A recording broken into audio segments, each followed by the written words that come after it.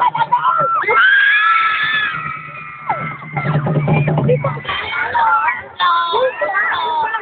าบอกอาชีพและน้องๆจากคอมเป็นอะไรผู้ปกครองที่เก่า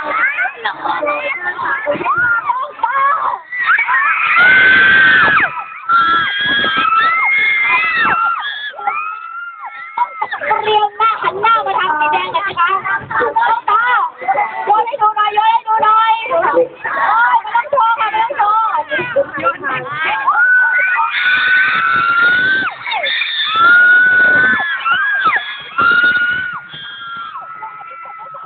โลกแล้ว3 ดวงที่สุดใน38โลกอ่ะโอ้โหถ้าเดินที่ตูด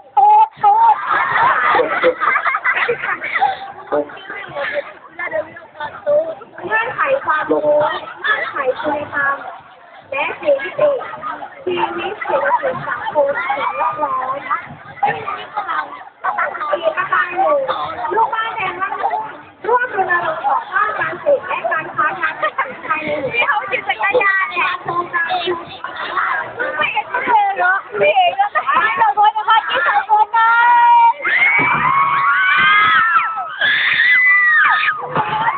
เราไม่ปล่อยนะคะน้องเมีย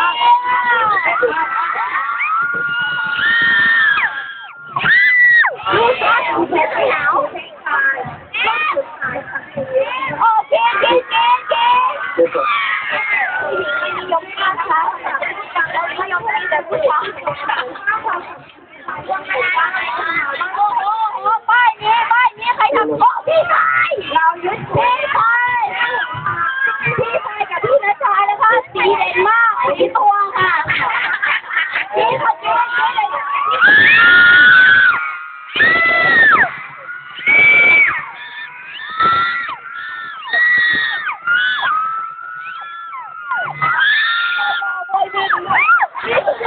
พี่โดนแท้โอ้โหพี่คะบอยบีให้เราดูหน่อยสิคะมาแล้วโอ้โหผู้ปกครองนะคะเดี๋ยวเราดูบริเวณหน้าท่านประธานนะคะเพราะเดี๋ยวจะเข้าสู่ช่วงพิธีการนะคะโดยการบริเวณของ พี่โอ้ค่ะ3 เมนูนะคะ โอ้คิดหน่อยโอ้พี่โอ้ยัดอะไรเข้าไปคะกรุณาท่านผู้ปกครองทุกท่านด้วยนะคะขอให้ดูเชอรี่ยกขึ้นมายัดเข้าไปนักเรียนที่แสดงเต้าโสที่ชูนะคะลีมาแล้วเจ๊เต้าโสที่ชูนะคะให้ไปรวมตัวกันที่ด้านขวามือของประธานด้วยนะคะตอนนี้เราก็เรียนมาถึงนี่ว่าอะไรนะเล่นเชิดก็เข้าสู่สนามสุรคุณแล้วนะคะสวยเลิศมากค่ะแล้วลีมาสวยเลิศมากค่ะนะตอนนั้น3 สีนะไหนอะหัวหน้าอาจารย์เด็กสวยเลิศมากค่ะฉันสั่ง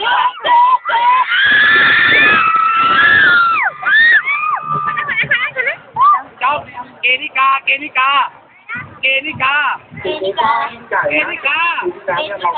ะโกนดิเกนิกา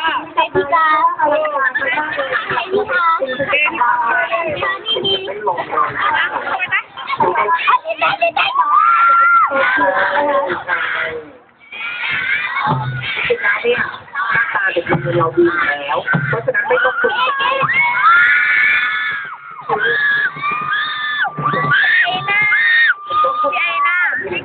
ดูฝึกเป็นอย่างอ